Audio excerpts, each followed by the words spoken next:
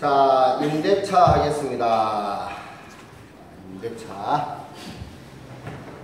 자, 보시면 양이 많습니다. 외워야 할 것이. 임대차 요인을 보시면 임대인은 목적물을 사용 수익하게 하고 임차인은 차임을 지급하는 약정입니다. 여기서 여러분들 생각하는 전세 이렇게 생각하면 안 돼요. 임대차는 다 월세라고 생각하면 됩니다. 보증금은 등기할 때 필요적 기대상도 아니에요. 그래서 항상 임대차를 생각하시면 전세금도 생각하지 마시고 뭘 생각하냐, 항상 월세로 생각하십시오. 자, 그 다음에 당연히 자기 부동산이나 동산을 임대할 수 있는 거고, 타인의 동산이나 타인의 부동산도 당연히 임대차 할 수 있습니다. 단 농지는 안 됩니다. 농지는 안 되는 건 전세권도 안 되죠. 농지에 대해서는. 농지를 할 수 있는 사람은 딱 농지법에 각호 1호부터 7호까지 딱 정해져 있어요. 그래서 농지에 대해서는 임대차 안 됩니다. 전세권도 설정 안 되고요. 자, 차임은 임차권에서 가장 중요한 요소고, 당연하죠. 돈 받으려고 임대해 주는 거지 뭐. 그래서 차임 없는 임대차는 존재할 수 없습니다. 임차권은 필요 요소입니다. 금전 이외의 것도 임대차는 가능합니다. 차임을 줄 때 꼭 돈을만 아니어도 다른 것도 가능하다는 뜻입니다. 자, 매매는 임대차를 깨트려 버립니다. 그 말은 이런 뜻입니다.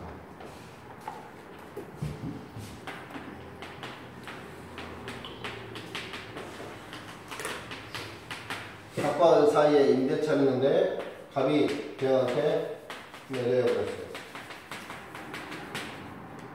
그러면 을은 배양한테 배양할 수 있냐? 그냥 못합니다. 나가라 하면 다 나가야 돼. 그래서 을은 보증금도 못 받고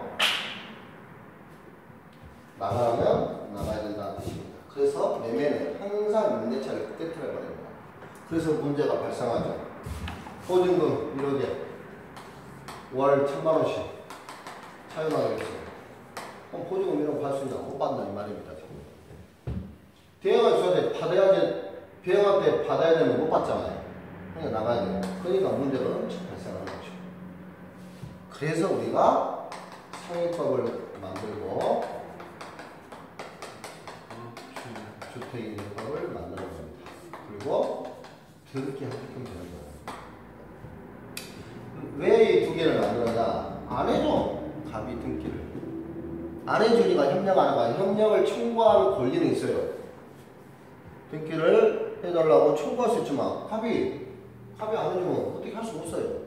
그러니까 상위권이나 주인권을 만들어내는 거죠. 사실상 이 상위법도 너무 약해요. 지금 보장하는 금액이 아주 개미 뒷다리만큼만 준 거예요. 지금. 그리고 권리금은 아예 신경도 안 써요. 이번에 산정해가지고 통과될지 안 될지는 모르겠는데 지금 수십 년 동안.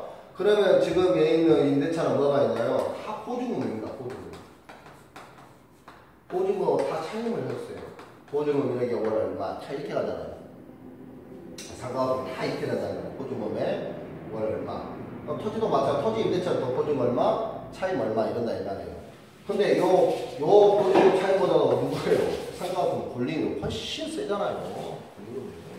권리금은 신경 안 쓴다 이 말이에요. 진작부터 해야 되는데 왜? 건물이 누구 건데요? 보이는 사람들. 국회의원들이 다 보이 있으니까 신경 안 쓴다 이 말이에요. 시설 권리든 뭐지? 시설 권리든 뭐든 전부 다 계약하기 나름인데 거기서 다 권리금으로 다 정하기 때문에 시설지를 주냐 안 주냐라는 것은 의무가 아닙니다. 왜? 다 원상 회복이기 때문에. 사실은 시설금을 주는 게 아니라 그걸 다 회복해야 돼요. 다 자기가 철거해야 다 해야 돼요. 그래서 이제 토지 임대차 같은 경우는 이제 지상물 매수가 있고 요 주방 시설 이런 것은 개인 예를 들어서 생각을 해보세요. 내가 여기다가 만약에 건물을 임대를 했어요.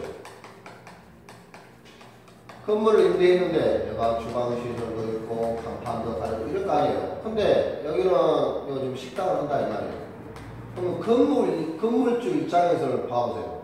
본 입장에서는 주방 시설이나 이런 것들이 엄청나게 단가가 높고 돈이 많이 들어갔는데 이 건물주 입장에서는 이 식당에 들어올지 안 들어올지 어떻게 알아요? 알 수 없잖아요. 아니 노래방이 들어올 수 있고 알 수 없잖아요. 다 원상회복해야 된다. 여기에 있는 부속물 매수 청구권 행사하지 못합니다. 자기 개인의 용도에 맞게 하기 때문에. 이게 안 돼요. 다 자기가, 그러니까 이거 다 공짜에 나가라면 다 자기가 뜯어서 나가야 돼. 그러니까 얼마나, 그냥 뽑으면 건물을 갖고 있어야 됩니다. 권리금도 진작에 지금 해서 해야 되는데, 자기들이 아쉬운 일이 없으니까, 돈 있는 사람들이랑, 국회의원들이 뭐 돈 279명인가? 우리 국회의원이. 대부분 다 잘 사는 사람들이기 때문에 신경도 안 씁니다. 그냥 관행이니까 너희들 알아서 해라. 이런 식이에요. 그래서 매매는 임대차를 깨뜨려 버리기 때문에 등기함으로써 대항력을 인정하는 추세다 이런 뜻입니다. 등기함으로써 대항력을 인정하는 추세에 놓여 있다. 자, 건물 등기 있는 차지권. 그런 말은 뭘 말하냐면 이렇습니다.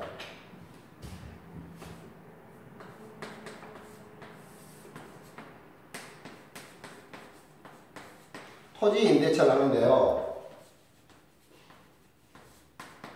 각각 우리가 토지 임대차를 해서 우리 임차인입니다. 여기다가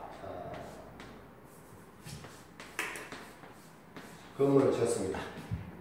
이 건물을 짓고 신축했어요. 신축은 뭐예요? 우리는 자기가 소유니까 보존 등기 하겠죠? 이렇게 보존 등기를 하면 토지 임대차는 지금 뭐예요? 등기 안 돼 있잖아요. 채권이잖아요. 근데 요 건물을 등기하게 되면 요 토지 임대차에서 등기한 걸로 봅니다. 요게 등기 있는 건물 등기 있는 차지권이라는 뜻입니다.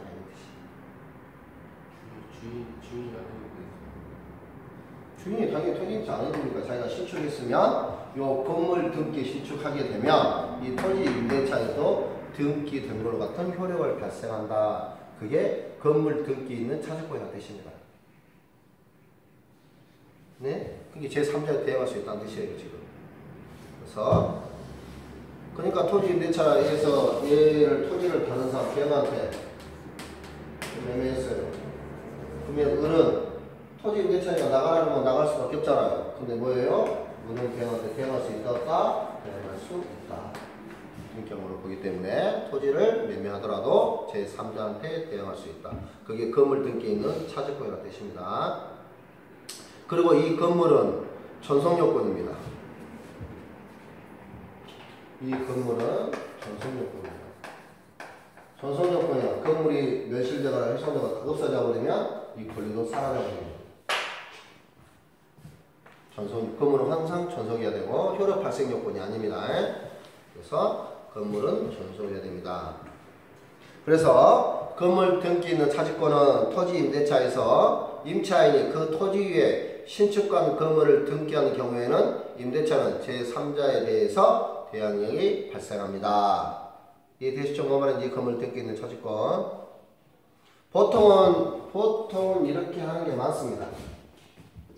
요 관내에서 실제로는 자 가보세요. 이렇게 많이 해요. 갑하고 을하고 임대차를 합니다. 토지 임대차를 했을 때 갑이 을한테 뭘 해주냐? 건물을 지었을 거 아니에요. 토지를 임대차 해가지고 표심고 농지를 안 되니까 뭘 했을까요? 토지 임대차는 대부분 뭘 해요, 지금? 건물을 지으려고 사용하려고 할 거 아니에요. 주차장을 하든 뭐라든. 그럴 때 재매매 예약을 합니다. 갑이요? 네. 다시 매매한다 이 말이에요. 이 건물을. 건물에 대해서. 자기 건물, 토지는 절대로 상관없잖아요. 이게 그 건물을 지으면 그 건물에 대한 재매매약을 하게 대통령 그렇게 많이 하더라고요. 보면 재매매약. 건물을 지었으면 이 건물을 지으는 값에 얼마 플러스 플러스 10% 정도 내가 매매약을 해야 한다. 이렇게 많이 해요. 건물 진다. 자, 그 다음에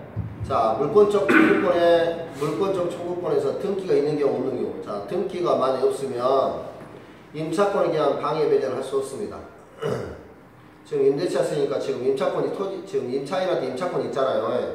그 임차권에 대해서 방해를 못해요. 오로지 할 수 있는 것은 점유하고 있으니까 점유권에 기한 방해 배제를 하는 거고, 만약 임대인을 대리해서는 행사할 수 있습니다. 뭔 말이냐면요. 여기가 지금 지워버렸네.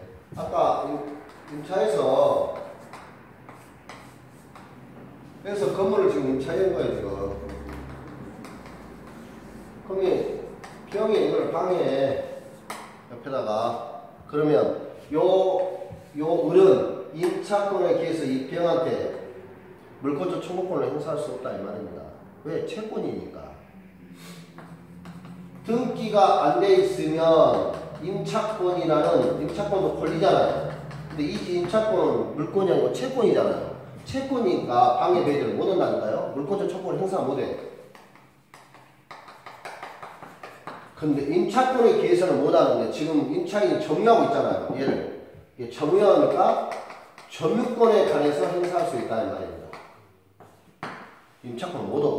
근데 만약에 등기가 돼 있으면 임차권에 관해서 할 수 있다는 말이에요. 등기돼 있으면 물권화가 경향이 주어지니까 임차권에 기한 물권적 방해 청구권도 행사할 수 있다 이런 뜻입니다.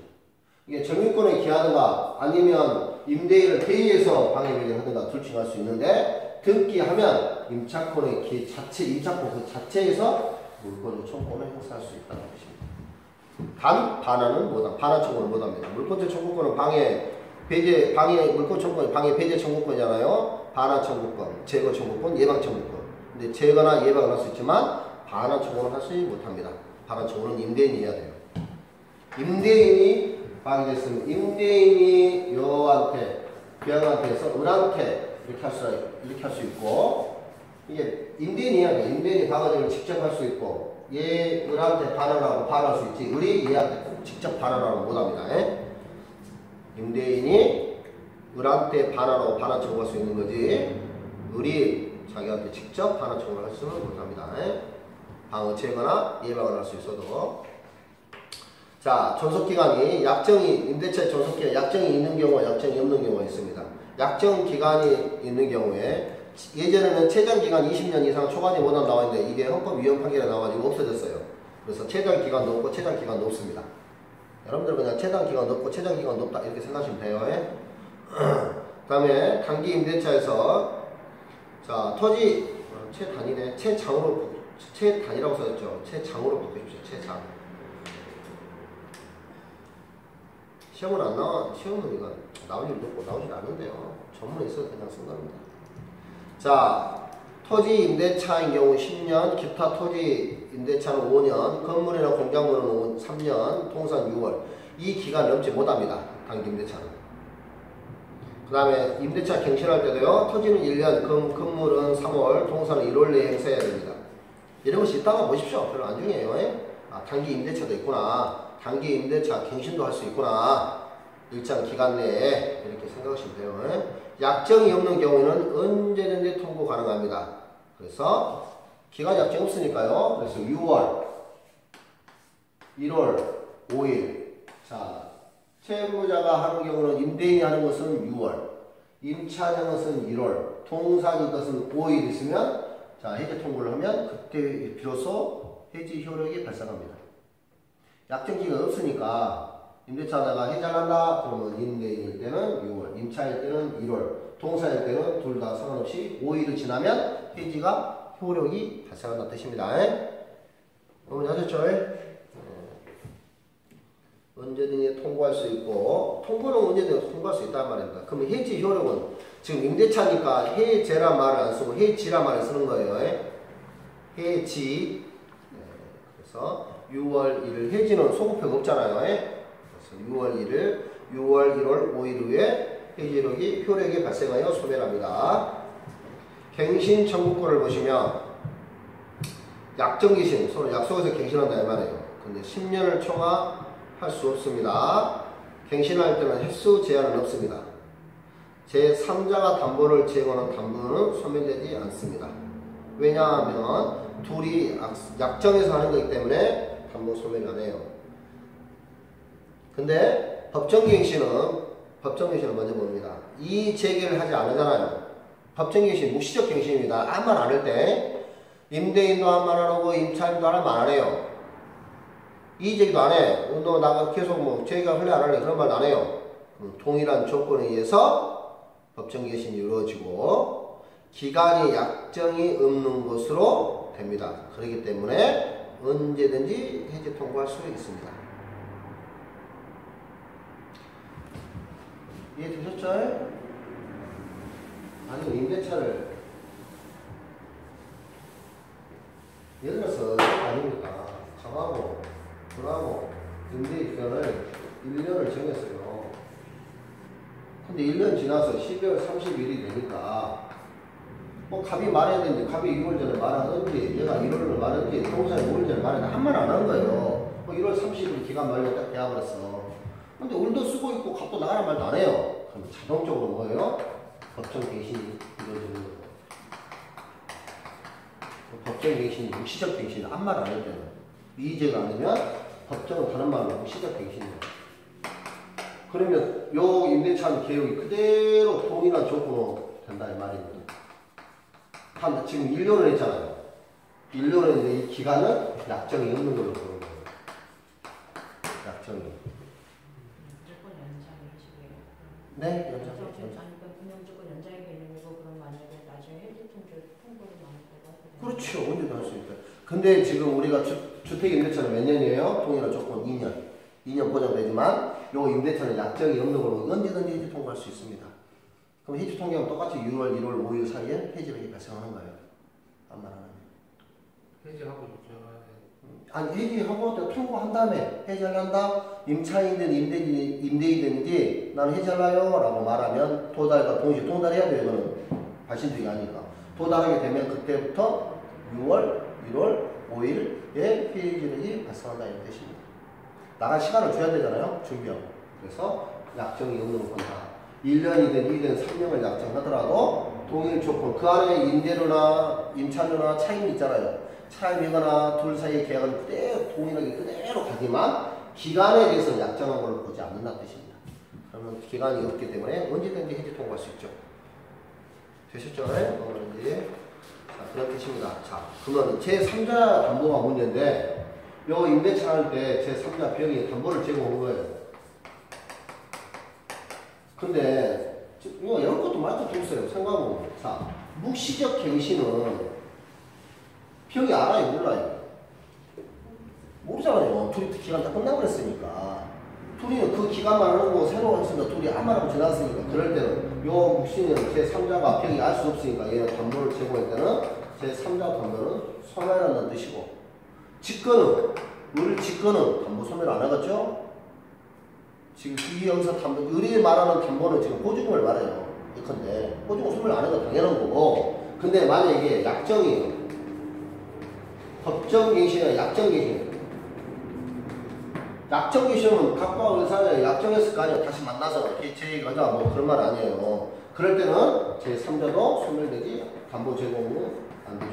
왜냐하면 둘이 다시 약정한 건데 요 담보 제공 법정갱신을 묵시적으로 하니까 네 담보 안 해도 충분히 요걸로 해도 빠져나가도 된다. 제3자가 빠져나가면 얘기할 수 있지만 둘이 하는 것은 이 둘이 지금 약정해서 한단 말은 얘가 빠져나가면 담보를 제3자한테 담보를 제공한다는 말은 요 갑과 의사의 갑이 임대인 있을 때 담보 하나는 나는 얘한테 너 임대차 안 해주겠다 이런 뜻이잖아요. 그러잖아요 원래. 근데 둘 사이에 다시 약정하면서 똑같은 원점으로 돌아온 거잖아요. 원점으로 돌아오니까 당연히 담보 소멸되지 않는 거죠. 그래야 맞잖아요. 담보를 제공한다는 말은 네가 배영에 담보를 제공하는데 너랑 함께 임차인한테 임대주겠다 이런 뜻이잖아요. 다시 약정갱신은 서로 다시 갱신한다니까 둘이 만나서 그냥 당연히 소멸되지 않는 건 당연한 거고 여기는 둘이 알아서 둘이 아무 말 안 하고 지나가 버리니까 제3자 입장에서는 그 기간만 내가 한다 생각하는 거잖아요. 1년간만 내가 담보를 약정하는데 지금이 아무 말 없고 했으니까 얘는 사라져버린다 이 말이에요. 몸을 하셨죠? 배울 것도 말 것도 없습니다. 이해하시면 충분히 가능합니다. 그 다음에 토지 임차인의 갱신은 자, 지상물이 현존하는 경우에는 토지 임차인도 갱신을 요구할 수 있습니다. 그럼 갱신을 요구하면 자, 봐봐요. 토지 임대차니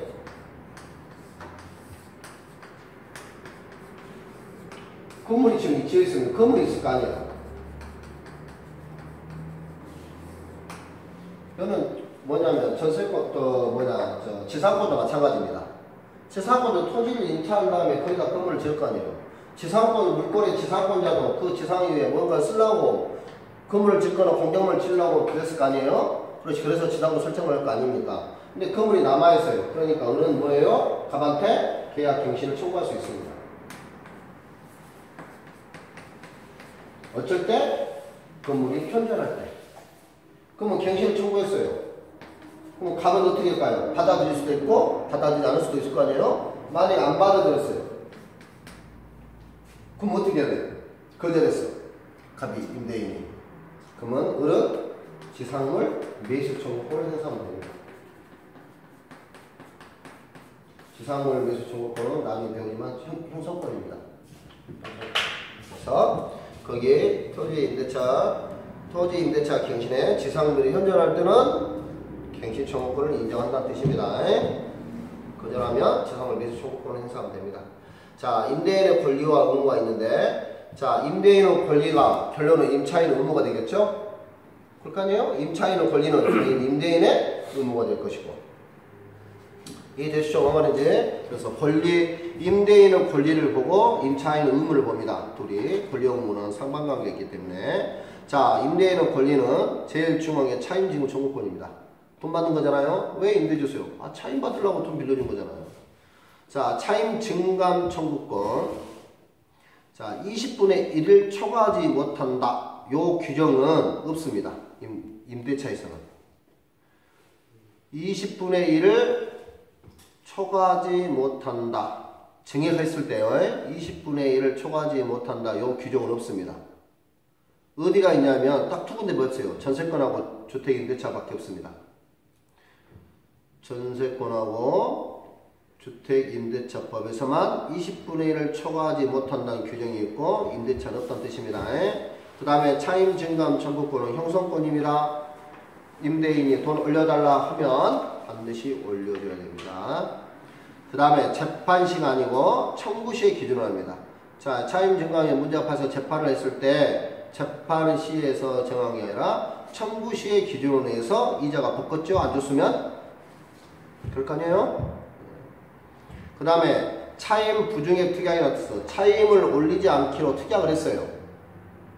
둘이 임대인 임차인이. 근데 나중에 사정이 변경돼서 차임을 올린 거예요. 그럼 어떻게 할 것이냐 이 말이에요. 올리지 않기로 특약을 두 당사자끼리 특약을 했는데 불구하고 임대인이 올려달라고 요구한 거예요. 사정 변경으로.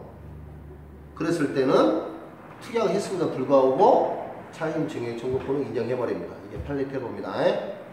두 당사자의 차임을 올리지 않기로 특약을 했다 하더라도 사정 변경에 의해서 사정 변경에는 갑도 을도 없이 사정으로 예를 들어서 오일 쇼크가 온다든가 부동산이 급등 급락한다든가 이런 거 있을 거 아니에요. 갑과 매도인과 임대인과 임차인의 규칙 사이 없이 사정이 변경된 경우에 인정할 것이냐 차임 증감 청구권을 인정해버렸어요. 특약이 있다 하더라도. 자, 그 다음에 토지 임대인의 법정 저당권. 그 말은 이런 뜻입니다. 예, 쉬워요. 뭐 말이 어렵지. 자, 여기 보세요. 토지 임대인이 이렇게 있습니다.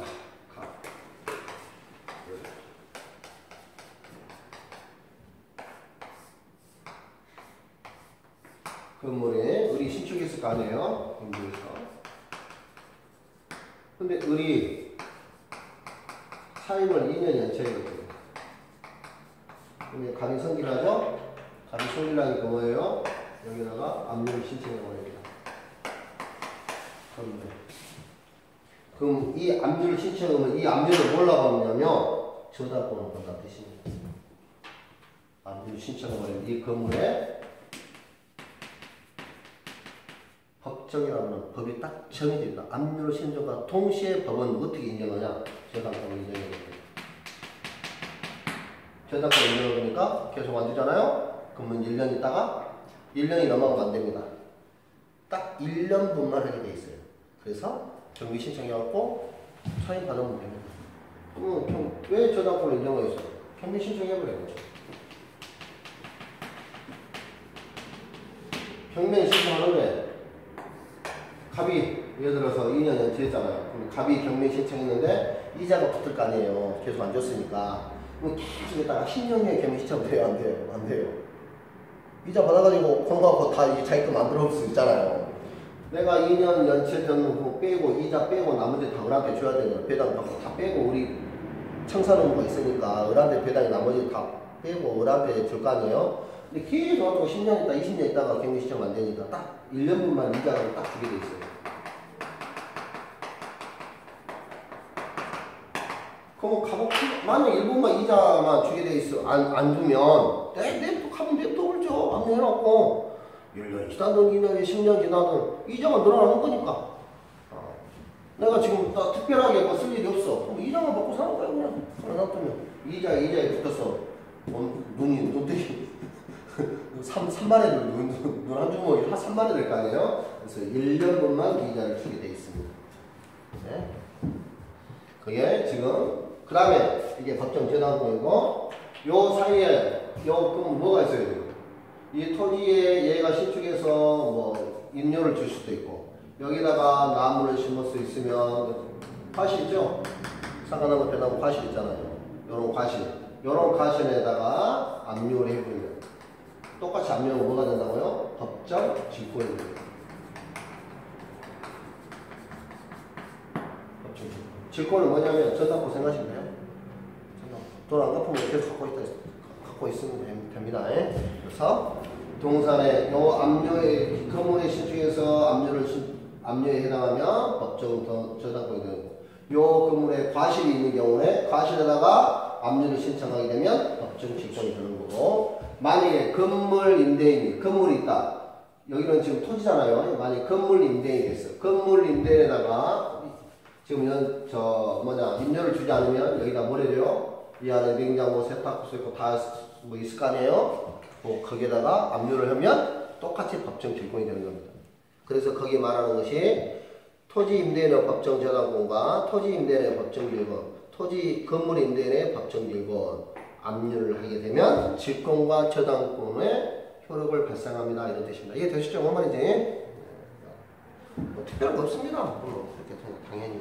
자, 임대인은 권리가 있으니까 임대인의 의무로 갑니다. 임대인은 뭐가 있어요? 차임 지급 의무가 있겠죠? 그 다음에 차임 지급은 언제 하냐? 원칙적으로 후보자입니다. 약정하면 둘이 약정할 수 있겠죠? 자, 수확 후에 즉시 만약에 수확물이 있으면 수확한 다음에 즉시 차임을 지급해야 되고요. 만약에 2년 연체하면 해지할 수 있습니다. 임대인이 해지할 수 있어요. 거기에는 연속하지 않는다는 말은 1월달에 연체하고 2월달에 연체하잖아요. 꼭 연속할 필요 없어요. 1월달에 연체하고 4월달에 연체하면 그거는 2기 연체입니다. 양시 합산할 수 없습니다. 양시 합산 못합니다. 양산? 뭐 양심이에요. 양산이라는 거네. 양심이다. 자, 이 말은 저번에 설명 지다음 볼 때 설명했을 건데, 갑과 을 사이에 임대차를 했는데 내가 1기 연체를 했어요. 1기 연체 상태에서 갑이 병한테 매도를 했습니다. 근데 또 병이 을한테 또 1기 연체했어요. 그럼 2기 연체했잖아요. 그럼 2기 했으면 이 병은 계약을 해지할 수 있냐? 못한다 이 말입니다. 얘한테 2기 하는데 얘한테 2기 했는데 2기 더할 수 없다. 합산할 수 없다. 이런 뜻입니다. 그 다음에 자, 임차물을 보관할 때 선량한 관리자의 주의 및 성간 주의 의무를 위해서 임차물을 보관해야 되고요. 그 다음에 권리에 화자가 있거나 뭐 수선호 있잖아요. 통지해야 되고 통지 의무가 있고요. 그 다음에 수선 수의 의무가 있다. 수의 의무란 이런 뜻입니다. 임대인이 아까 뭐 물 세다 있죠. 자, 임대인이 고치려고 하니까 문 열어주라 했는데 임차인이 나는 괜찮다. 물 마시면서 하려니까 놔둬라. 거절 못한다 이 말입니다. 수인 받아들여야 된다 이 말이에요. 어머니 아셨죠?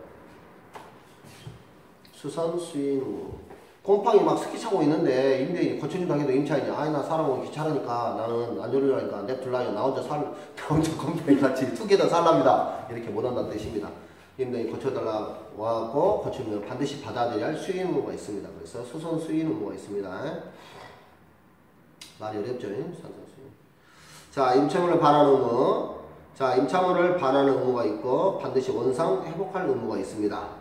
자, 그 말은 자, 임대인이 귀책 사유가 있더라도 그럴 때에도 원상 회복해줘야 합니다. 임대인이 설령 잘못돼서 해지 사유가 발생해서 해지되더라도 반드시 원상 회복은 해줘야 됩니다. 단 손해배상, 임차인이 손해배상을 할 수 있겠죠. 지금 기간이 1년 남았는데 임대인의 잘못으로 해지가 되었어요. 임대차가. 그래도 불구하고 임차인은 원상 회복을 해줘야 돼요. 근데 지금 기간이 1년 남았잖아요. 그래는 손해가 발생하잖아요. 그 손해에 대해서는 청구할 수 있지만 원상 회복을 해준다 이 말입니다. 기간이 뭐만 아셨죠? 뭐 자기가 잘못해서 가는 것은 당연히 원상 회복해야 되고요. 두말할 여지도 없이. 그 다음에 부속물을 수거할 의무도 있지만 부속물을 철거할 권리도 있습니다. 부속물을 자기가 수거할 의무도 있고 부속물을 철거해서 그 물을 팔아먹을 수 있는 권리도 있다는 뜻입니다. 그 다음에 폐업 신고 있죠. 그래서 식당에서 식당 신고해서 내가 임대차 기간이 만료됐어요. 그러면 뭐예요? 그 식당 폐업 신고까지 할 의무가 있습니다. 그 다음에 아니요 넘기지 마시고 임차인의 권리를 보십니다. 임차인의 권리가 임대인 의무가 되는 거니까. 자, 임차인이 사용 수익할 수 있습니다. 당연히 임차인이 왜 임대하고 있어요? 사용 수익하려고 하는 거죠. 그래서 자, 임차인이 용도를 위반했을 때는 임대인은 해지할 수 있고 손해배상도 청구할 수 있습니다. 그 손해배상 청구는 6개월 내에 해야 됩니다. 용도 위반 뭐 있겠어요? 아니 건물 빌려주는데 거기다 하우스 온다니까요. 도박장 열어놓고. 그랬을 때 임대인은 해지할 수 있고 손해배상도 가능합니다. 6개월 이내 행사해야 되고요. 양도할 수도 있고 전대할 수도 있습니다. 그런 걸 뭐예요? 전전차 뭐 이런 거잖아요. 그래서 임차인이 다시 또 임대차를 놔줄 수 있어요. 양도하거나 전대할 권리. 단 동의를 요해야 되고 동의하지 않으면 해지 사유가 됩니다. 동의를 요해야 되고 왜요? 왜 동의를 요하겠어요? 채권이라니까요.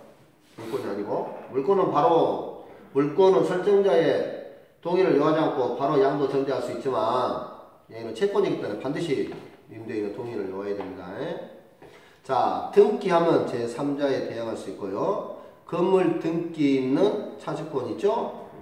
그러면 건물 등기 있는 차지권이 등기되어 있으니까 제3자한테 대항할 수 있다는 뜻입니다. 그 다음에 비용상환 청구권은 다른 건 다 필요비는 안 되는데 임대인은 필요비, 유익비 다 됩니다.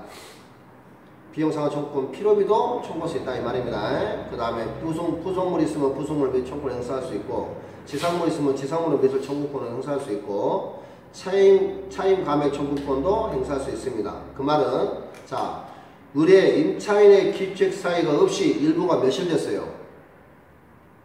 뭔지 아셨죠? 의뢰 귀책 사유 없이 일부가 매실되면 차임을 깎아달라고 청구할 수 있습니다. 근데 만약에 그 일부 멸실이 목적을 달성할 수 없을 때는 해지할 수 있습니다. 아래의 그 말입니다. 지금 일부 멸실로 인하여 목적을 달성할 수 없을 경우에는 해지권도 임차인이 행사할 수 있다 이런 뜻입니다. 이해되셨죠? 자 거기에서 이런 경우 제 3자 등기를 보십시오. 여기에 조금 어려운 걸 하려고 해요. 갑과 은 사이에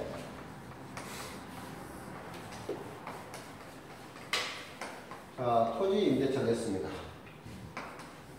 그러는 와중에 을이 신축을 했습니다.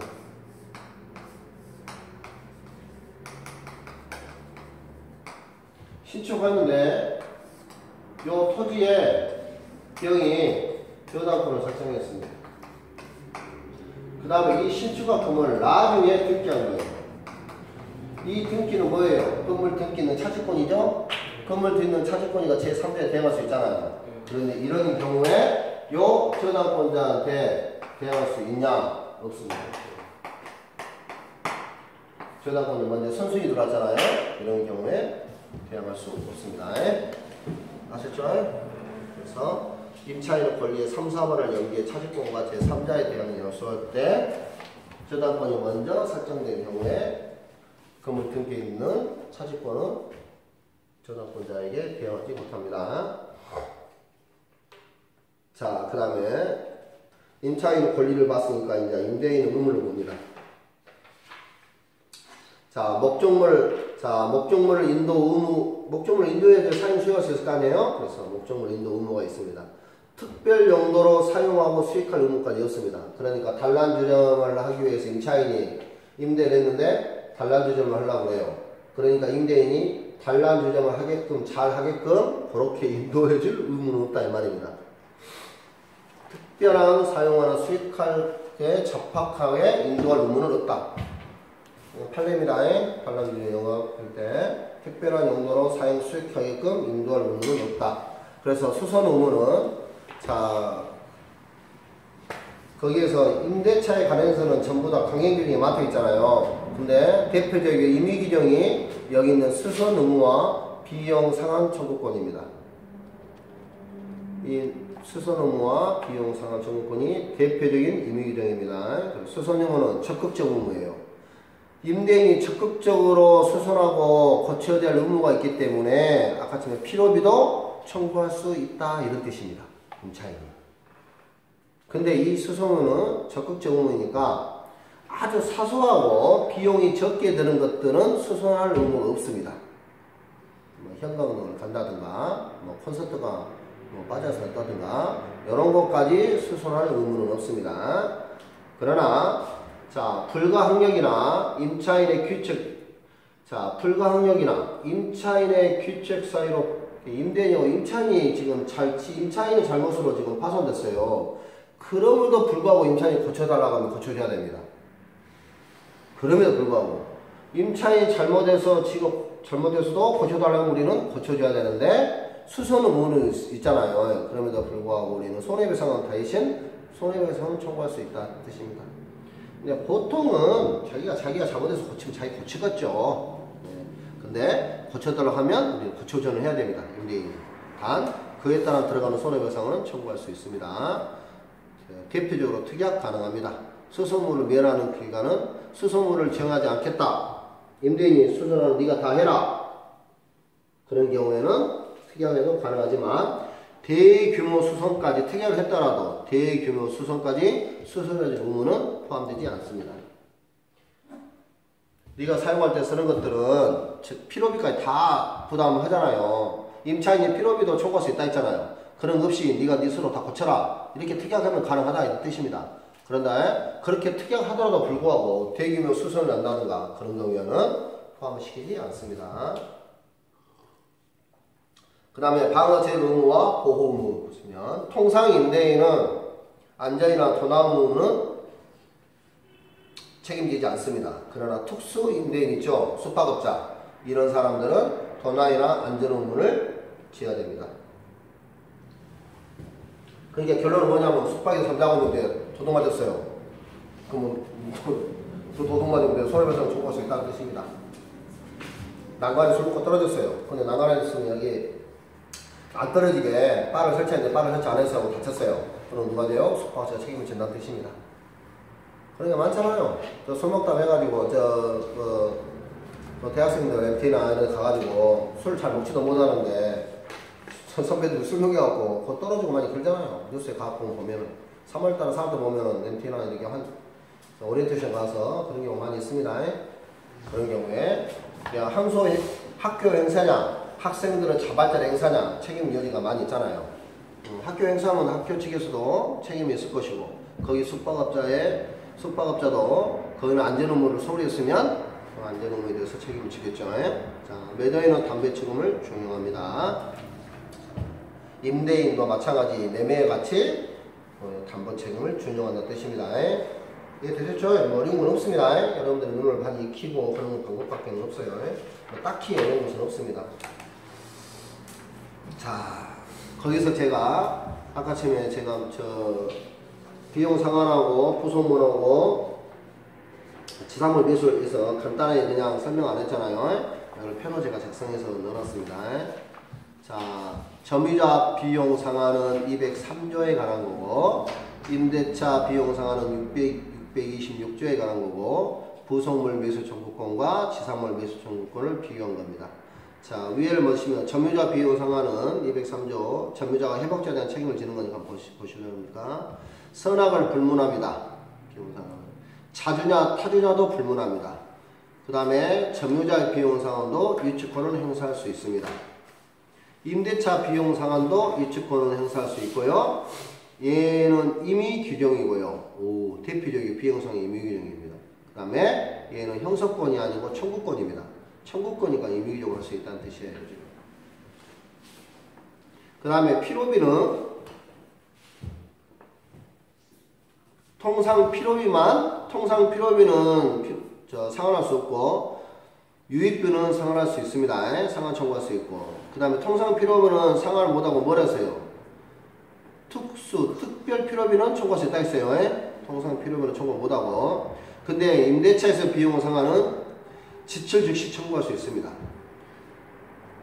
점유자는 필요비는 청구할 수 없지만, 임대차는 적극적 임대인이 적극적 의무를 지기 때문에 지출 즉시 청구할 수 있습니다. 유익비는 다 똑같습니다. 가액 증가가 현저하되고 회복처에 쫓아서 법원이 상환기간을 허용하면 비용 상환을 밀칠 수 있다는 뜻입니다. 그래서 모든 유익비 다 해당합니다. 세 가지.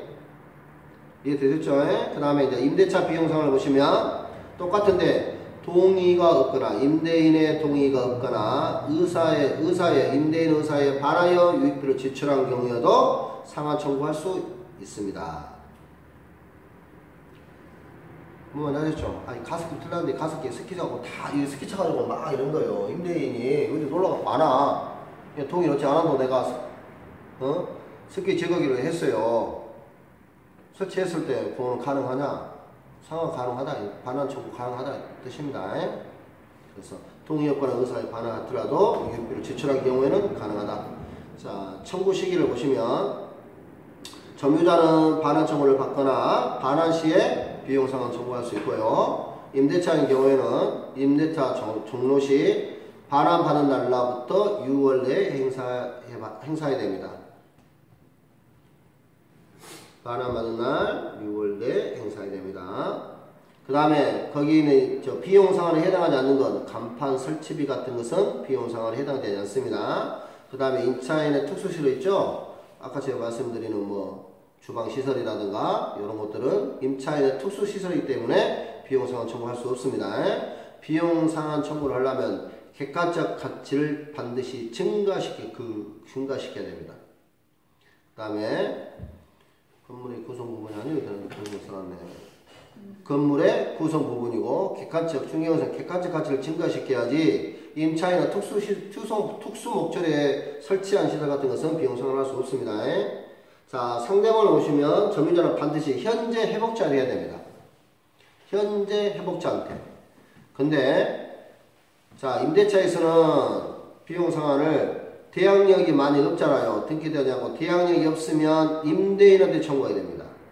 대항력이 있으면 양도받은 양수인한테도 청구할 수 있고요. 임대차에서는 대항력이 없으면 반드시 임대인한테 청구해야 되고 대항력이 있는 경우에는 양수인에도 청구할 수 있습니다. 자, 부속물 매수 청구권과 지상물 매수 청구권은 자, 부속물이란 말은 그런 뜻입니다. 건물에 적용되는 거지 토지 임대차에 적용되지 않는 거죠. 자, 부속물과 지상물은 그런 뜻입니다.